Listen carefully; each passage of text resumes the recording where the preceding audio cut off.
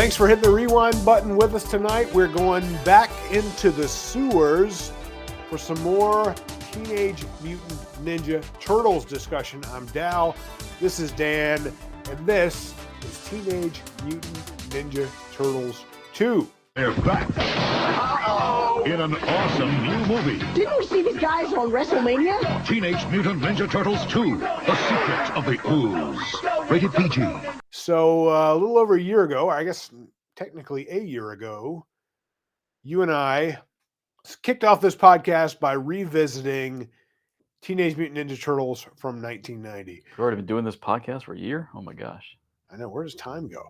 One of my favorite movies, not one of your favorite movies, but number 2 was. Yes, I am a much bigger fan of number 2, despite it not maybe being critically acclaimed by moviegoers and fans alike for whatever stupid reason. I do highly enjoy this one. Out of the original trilogy, this was my favorite. Yeah, Roger Ebert didn't like it at all. So this was your favorite one, huh? This was. Was it just because you got the mutants fighting other mutants? Yes. Was it that was the only That's all there is to it. I got one big box to check off, and that is monsters fighting monsters. If you got that going, then you're way ahead of the game for me. Yeah, I'm coming to know that about you. The more we talk about the cartoons and the comic books and the other things that we enjoyed growing up, I watched a lot of shows that had monsters in them, but many of my favorites were just like the random adventure shows where it seems like yours were always the let's fight the monsters. Yeah. Well, for instance, I always got upset if I ever see a Godzilla movie or a Hulk movie where they don't fight another monster. To me, is a complete failure. It's like, why bother making this unless you have them fighting other monsters? I don't want to see the Hulk fight the army. I don't want to see Godzilla fight the army. Right. I want to see them fight other monsters. Right. Yeah. So those were always same with the turtles. We got monster turtle people. I want to see them fighting other monster mutagen creatures of all walks of life. I mean, they have a whole TV show, a whole comic book, a whole toy line of never-ending like monster characters. Like, just have them fight at least one of them. It's a shame we didn't get to see them take on more of the monster characters in the movies. I really wish the third one wouldn't have been a time travel. I'm okay with the time travel if they had just had them fighting some mutant, or not even a mutant. If you read the comics, you know, they don't just fight mutants; they fight magical beings, aliens. Yeah. If the third movie just had them fighting some kind of old Japanese, like Dragon Man, or just something mythical, something magical, I would have been cool with that too. I just wanted them to just go totally out onto some other monster from that period during their time traveling adventure. If they had done that, I would like that a lot more. But as of today, I think I've only seen the movie once, and that was enough for me. The third movie, that is. Yeah, I think I've only watched it maybe twice, and one of those times is when I bought the DVD set and was like, yeah, I remember why I didn't ever watch this again. The yeah, you're right. There could have been what was the rabbit character's name? Usagi Jimbo? Was that his name? Something like that. That would have been a great monster. Would have been villain. But the thing is, he's not originally a Ninja Turtle creation. He is another independent comic book creator's creation who happened to be friends with Kevin Eastman and Peter Laird, and he allowed them to use him in the cartoon and make an action figure. And so there was some rights issues there. Yeah, so he might have allowed them to make a movie, but who knows? He might have already given the rights to some other company to produce the movie for that character or something. That's why they couldn't use him. Wasn't there a panda toy or something? There was too? Yeah, I don't remember the name of the character, but there was. Yeah, I don't know. That could have been a villain in that movie or something. And like you said, I think there was there a dragon toy? Have in my head, I can picture some dragon bad guy action figure or something. So I'm pretty sure there was. Yeah, that or a snake figure. Maybe it was both. I mean, this line was so massive, and they made a monster out of just about everything. I mean, there was a character that was a mutant giraffe man. So I'm sure there had to have been like a mutant giraffe, anything else you could think of that was in the toy line. But anyway, we digress a little bit. Teenage Mutant Ninja Turtles 2. It hit theaters on March 22nd, 1991. Just under a year. A whole year hasn't even passed yet from when Ninja Turtles hit theaters. I think they hit theaters in what, August? I couldn't say. I know I saw this in theaters. Yeah. But I couldn't tell you. I remember when I saw it in theaters. Gotcha. Well, March 22nd, Teenage Mutant Ninja Turtles 2 hits theaters. I was in the theater for that on, I don't know if it was opening weekend or not, but definitely made it out to the theatrical run of that one. One of my earliest movie-going memories is seeing the original 1991 in theaters. This was a fun romp for me even as a kid, but even as a kid, it wasn't as powerful as the first one was for me. Yeah. Maybe it's because they didn't use their weapons as much, and instead they're using yo-yos and sausages and stuff like that when they're fighting bad guys. I mean, as a kid, I didn't notice. You didn't notice? Okay. Well, see, let's talk about that. So that's something that really bugged me when I was reading about the reception to this movie. So some people were upset because it wasn't as dark or as gritty or as serious, let's say, as the first movie. But it's the Ninja Turtles.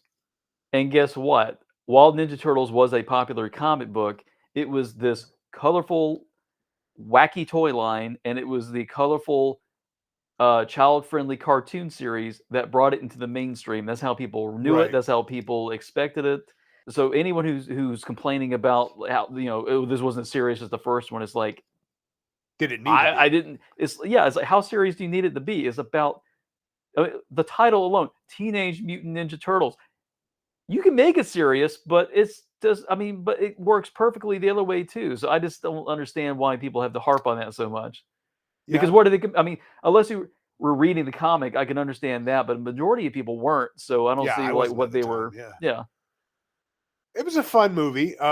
It picks up in the aftermath of I don't know how much time has passed. Not much, because Shredder was just digging his way out of the trash heap that he was left in. So it starts off right after Shredder has been crushed seemingly in a garbage truck and taken to the junkyard, I guess, which is also where the Foot Clan has been instructed. Right? Yeah, has been instructed to meet up if they ever get disbanded or arrested. And so the Shredder comes back, but he comes back almost in like the second act of the movie. The whole first act is pizza product placement, introduction of Kino. The Turtles we find out, have been living with April in her new apartment. Yeah. While they search for a new place. And as Donatello puts in this market, it's hard to find good subterranean housing. Well, in this market, it's actually very difficult to find good subterranean housing.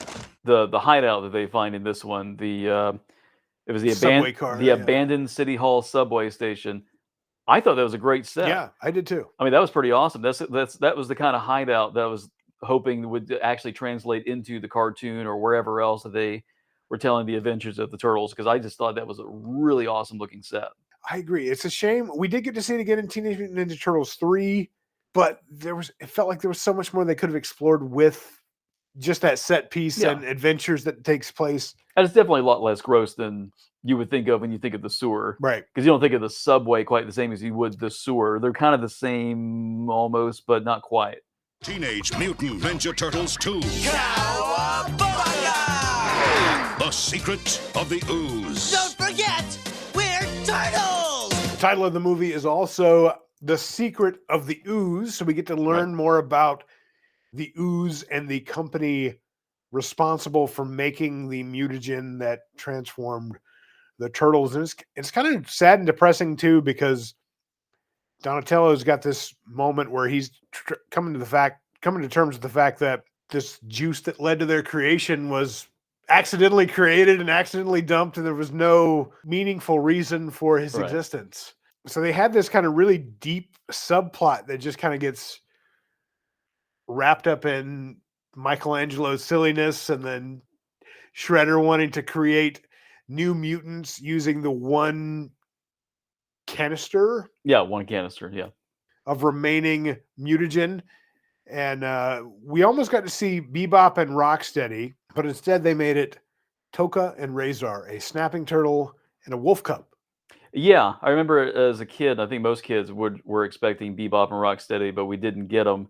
What little bit of research I had done on Wikipedia and the Incorrect Movie Database, The Incorrect Movie Database? yeah, and Wikipedia. So it says that Peter Laird and Kevin Eastman, but especially Peter Laird, he was the one named, pushed against them because those guys were already goofs in the cartoon, and they kind of wanted to expand the universe and bring in new characters, and which I'm okay with. But as a kid, I was just so confused because it's like, well, I don't understand why couldn't Bebop Rock like we get to see live action versions of everybody else from the cartoon. Why not Bebop and Rocksteady? Yeah, I agreed. And then if they're worried about them being bumbling goofs, like that's what these characters are. Oh, So yeah. how many bumbling goofs do we need in the Turtles universe? I don't know. All the henchmen have to be goofs, or else it'd be too much of a threat that would scare the kids. I guess you're right. Num nums.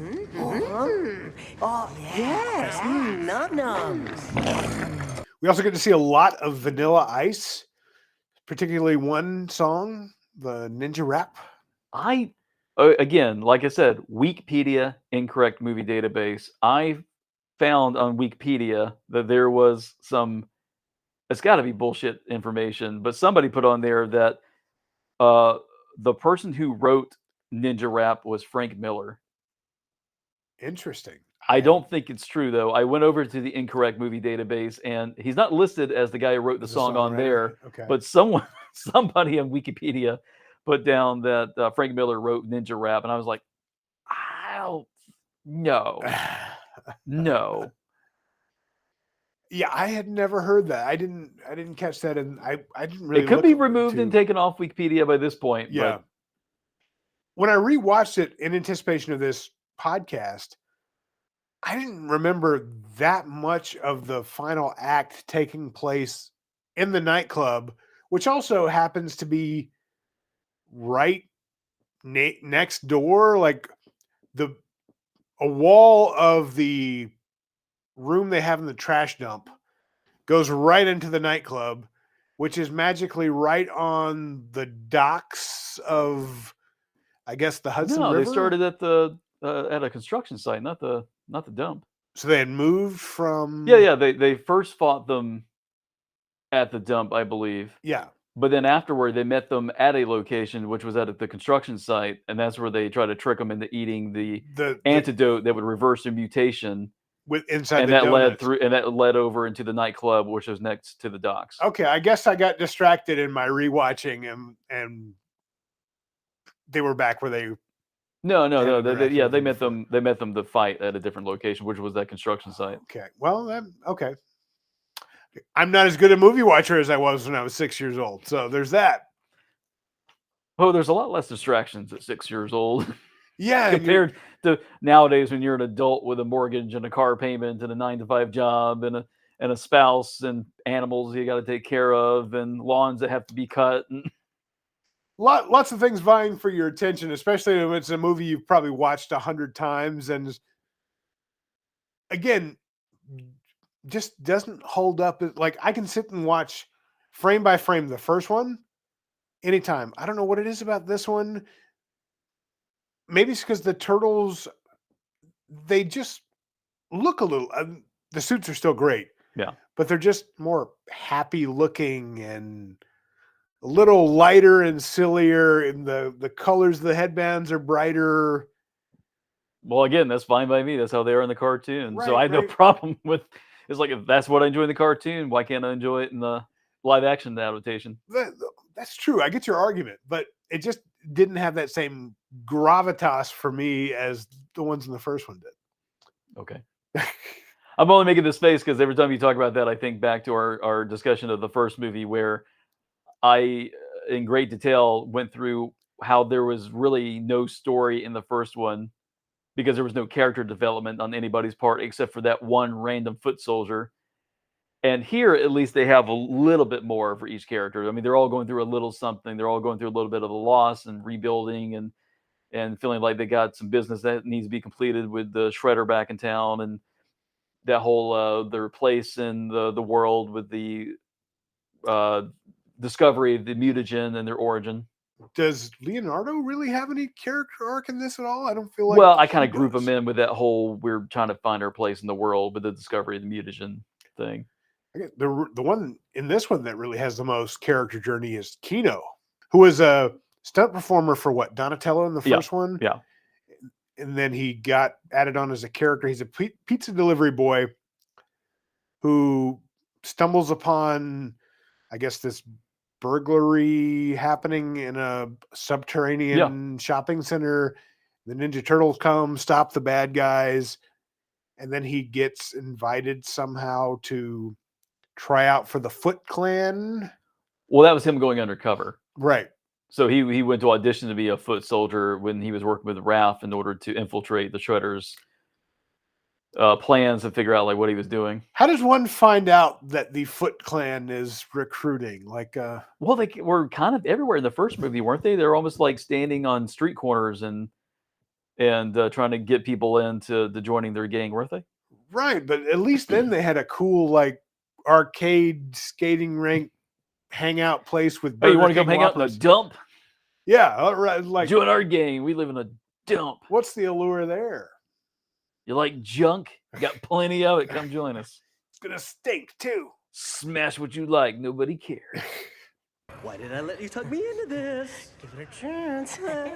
Let's talk about the good things. That opening scene makes me want to slice a pizza every time I see it. It's got to be the best pizza product placement scene because in every shot, somebody's eating a slice of Roy's pizza. Yeah.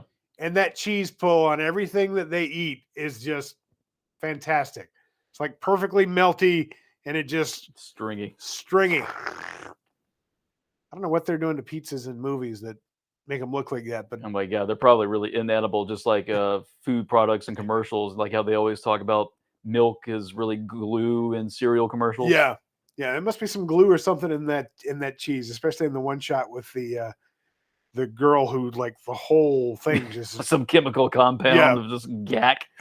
Yeah. New York, a city where 8 million can scarf down their slices in safety, knowing that when pizza is close by, help is never far away. The pizza cutaways, the B-roll of the pizzas, highlight of the movie for me. How about you? Oh yeah, absolutely. What was one of your favorite scenes? Or do you have a favorite scene in this movie? Mutants fighting mutants. I can't say that enough times. I finally get to see the Turtles actually fight other monsters. What I did not like, however, is this version of Shredder, the Kevin Nash Super Shredder that shows up at the end after he drinks some mutagen to beef himself up to fight the Turtles. Yeah. I thought that was really cool. I love the look, and that was my favorite Shredder figure growing up. I find it ridiculous that his costume mutates along with him, even though that makes zero sense. But I was more upset that he doesn't get to fight the Turtles. Yeah. He just barely gets started, and he becomes his own worst enemy when he knocks down the Docs on top of his own self. Yeah, like you think like since the mutagen advanced the Turtles' brains in such a way that it would do the same for a full-grown man, and he would be much smarter and like super villain. But instead, he's just this bumbling, supersized oaf who doesn't realize that he's going to bring down this whole structure on top of him. I mean, you got a point. I never thought of it that way, but at the same time, it was simply bringing animals more to our level of intelligence. So I don't know if it was ever going to make a person more intelligent, but that's an interesting point. I never thought about that before. But overall, that was the biggest disappointment for me. Is as much as I loved this design, yeah, and this happening to the character, I just hated that he didn't get a chance to actually throw some turtles around. Yeah, I was really looking forward to that boss fight too, because it felt like, all right, we're gonna get that video game boss fight between, and the fight between Shredder and the Turtles in the first movie was good. Yeah, I mean, I thought that was a fine fight. Yeah, for the boss fight. So this time I thought, okay, they're really gonna level up, and we're gonna see something really cool. Not so much. I didn't like you said, the Super Shredder was really cool looking. The design for the Shredder costume, where he takes the helmet and grinds the little saw blade look into it. The helmet just looks really silly throughout the movie. Anytime you see it, it's like super high, almost like he's a dinosaur or something. Just doesn't look nearly as clean and menacing as it did in the first movie. Well, yeah, because it's been ran through a trash compactor. Well, yeah, but seems like he could have fashioned a new one or He done doesn't have something. that much time. He's got to get revenge. Yeah, but what is he doing when he's just hanging out in the trash dump while the other guys are doing whatever they're doing? You Probably know? making foot soldiers kiss. Kiss. Just flexing those powers, seeing what he can get away with. The next fight will be freak against freak. What kind of highlights did you have that you wanted to bring to the table? That was, I think, pretty much it. Only other thing I really got to say about this movie is when you were watching it as a kid, did you not, when you're a kid and you watch things, you don't always associate the right things with what you're perceiving on screen. For instance, I have memories of watching The Running Man as a little kid with the Schwarzenegger movie. And for whatever reason, I don't know why, maybe because I saw a G.I. Joe cartoon that was very similar to Running Man, like Cobrathon or something, that episode where they're put in these life and death situations where the character or the bad guys are gambling on their surviving or not. But I perceived the characters in Running Man to be G.I. Joe characters. So I was treating it like it was a G.I. Joe movie where I thought Schwarzenegger was Duke and I thought the black guy was Roadblock and I thought the guy with glasses was Lifeline and I thought the bad guys were like Cobra agents. So when I watched Ninja Turtles 2, I'm not paying attention so much to the names and whatnot, but I was thinking David Warner, who's playing Professor Jordan Perry. Baxter Stockman. I thought he was Baxter Stockman as a kid. And, Yeah. and then he never turns into a fly or anything. It's like, oh, man, but I was really hoping for that. I kind of got the same idea when I was a kid, like, oh, he's going to be the Baxter Stockman character. No, not so much. And then who else was in the I didn't really know where Kino was going to go, but I thought he was going to have a little bit of a different, he was going to betray the turtles or something in the film. And Really? well, at least watching it back now, I don't know what I thought as a kid, but I thought there was a missed opportunity for that in this movie to have him go to the other side after all or something. For me, I'm surprised there's not a actual pizza place tie-in for this one. Because in the first one, you got the Domino's pizza placement. Yeah. And the Ninja Turtles were all over Pizza Hut, and every Teenage Mutant Ninja Turtles movie since has had some kind of Pizza Hut product placement. They used real Roy's Pizza in the shots, but I was surprised there wasn't actually something that, with all the other marketing that was happening, and there wasn't like a product like, oh, this is the Super Shredder Pizza or something that you'd see the turtles enjoy and get to actually go get yourself. I don't know. Maybe the price is just too high. Maybe they were so successful the first movie, they just set a price that was just too high for somebody to obtain and use for the second movie. And I guess it was also the time that the Coming Out of Our Shells tour was still going on, and Pizza Hut was sponsoring that. Yeah, it could be something like that going on too. Yeah. We didn't really get a lot of great promotional tie-ins out of this movie like we did in the first one. We talked about in our Teenage Mutant Ninja Turtles foods episode, the only real food product tie-in was for the Royal Gelatin tie-in, where different flavors of gelatin had different photos of turtles on the boxes, and they had a recipe where you could make your own Ooze drink, which we tried. So yeah, that was kind of disappointing looking back. The only real products we got out of it were the action figure line of the movie star Turtles, but they didn't come out for a year later. Yeah, I remember the turtle figures that were based on the movie always looked a little strange with the paint job because they added the little dots all over them. Which I guess they had some of that, but it wasn't nearly as pronounced. Then you saw it more so in the third movie, I feel like, than in any of the others. Fun movie. Like I said, I wish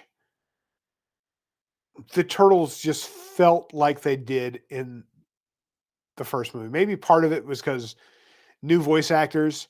There's a new voice actor for Donatello. I believe there was a different one for Raphael also. I think so, yeah. And he just sounded like a grumpy old New Yorker. I mean, he did in the first one too, but more so in this one. And then Donatello without what was his name? Corey Feldman. I don't know, just brought something that the voice actor who I don't even know when I looked at his name in the credits, I had no idea who he was. I didn't look him up either because I wasn't that interested. But there was just some kind of little spark that wasn't there. I still wish with Donatello we'd get more out of him. We got to see a little bit more of his personality as he's working with David Warner in this movie, but we still didn't really get to see his. He does machines as the theme song from the cartoon tells us. Really get to see him shine in his role as the tech guy. Yeah. I don't know if we got to see that in any of the live action movies. I can't remember if we do. Well, he worked with the scientists to come up with the antidote for reversing the mutation of Token Razar. Well, yeah. He did that, but I mean, it felt like there could have been a little more exploration of that, and I don't know. I was always a Donatello fan, so I always wanted him to have a little bit more of a something to do in the movies. Ninja Turtles 2, is it a movie you'd go back to the theater to watch? Yeah, I think so. For the sake of nostalgia, I think it'd be fun to see it on the big screen one more time. We talked about the good, the bad, the ugly. You take the ugly one. No, you take the ugly one. I'll take the ugly one. Oh, which one's the ugly one? Were there any disappointments you had in the movie? Just the thing I mentioned already about Shredder not having an actual fight with the Turtles at the end once he became Super Shredder. I guess that's it. The good, bad, and the ugly of Teenage Mutant Ninja Turtles 2. Turning 35 this year, headed back to the big screen. There was some talk for a while about a live-action Teenage Mutant Ninja Turtles, The Last Ronin film that was going to bring back Suits and what's her name? Judith Hoag who played April O'Neil in the first movie. Mm-hmm. I think it's on the shelf again now. Stuck in development limbo. Would you be interested in seeing a modern spin on the Ninja Turtles where characters are back in the suits in action? Sure. I mean, I have no problem watching that. I've seen I was about to say, have I seen all the Turtle movies? I've not. I've only seen the original trilogy.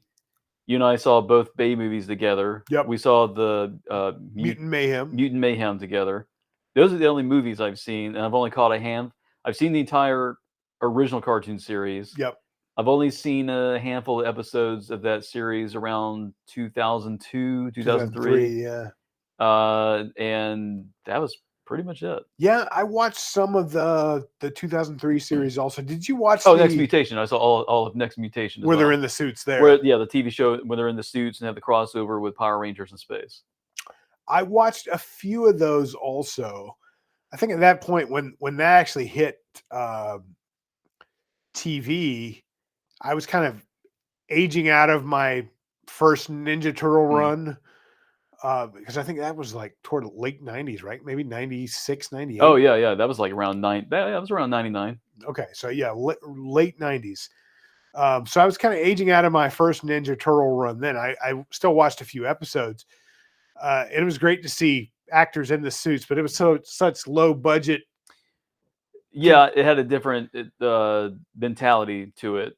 So kind of brought a different tolerance for what they're. It's always weird when you're so used to one thing being a certain way, and then you see somebody bring something a little different. But after decades of seeing it happen, it's not quite as big a deal as it was back then. Right. It's kind of like when, like Turtles. It's like you were so used to seeing the original cartoon series that ran for 10 or 11 seasons. Yeah, I think 87 to 94, I believe that first one ran. And to go from that to watching Next Mutation, it took some adjusting. It's like, okay, this is kind of different from where we left things off. Or even to say when you jump from something like Transformers to Beast Wars. Right. Or the Sunbow G.I. Joe to the Deke G.I. Joe. I mean, there's just always this kind of adjustment you go through, or in the case of Batman, I remember when Batman the Animated Series went off the air, the next series that came out was a few years after called The Batman. Right. And you just had to kind of start over and relearn the characters all over again with, the origins and the bad guys and these new backstories, everybody. These turtles mean business. We rock! That's because they're caught up in an entire week of all new adventures. And they're bursting out of their shells to bring you some old friends. Wow. And others they wish would never come back. It's a week of all new adventures with Ninja Turtles starting next Monday at 4 on Fox Kids. Watch and be amazed. It's an adjustment every time. And there's always something to like in each of those iterations. And there's just things that you're like, I missed that earlier thing. Yeah. But I guess that's we all have to grow, we all have to evolve, we all have to change, and the good thing is they're still making new Teenage Mutant Ninja Turtles content for this isn't going away. They're going to reinvent it every 5 or 6 years for the next generation of kids that will carry it with them into their 50s, just like we did with the 80s version. And I'll be there for it every time it happens with my wallet in hand, because that's just the way it goes. The Turtles, they're only friendly. A rat. Trapped in a world that can never be theirs. You can bring them home. Teenage Mutant Ninja Turtles 2, The Secret of the Ooze, now on video cassette, rated PG. Well, Dan, fun heading back into the sewers tonight to chat about Teenage Mutant Ninja Turtles 2. Kind of took it off the rails and into the mutagen, but it was a fun little chat, just kind of revisiting some of the things. We're going to talk about Ninja Turtles again soon, I'm sure, because it's a topic that's near and dear to my heart. A lot more fun things ahead. Like we said, we're going to dive into the real Ghostbusters at some point. You mentioned G.I. Joe a few times tonight. I'd like us to dive into some of our favorite G.I. Joe characters of all time. And then I'm sure there's going to be some timely occurrences in 2026 that's going to make us want to dive back into the history book from the 80s and 90s and revisit some things that pop back up. In the meantime, thanks for hitting the rewind button. Like, subscribe, leave us a comment. Tell us what you think about Teenage Mutant Ninja Turtles 2. Is it something you want to see on the big screen? And if you want to see our previous editions of the rewind button where we talk about Teenage Mutant Ninja Turtles from 1990, Teenage Mutant Ninja Turtles foods, and various other topics, head on over to the rewindbutton.com.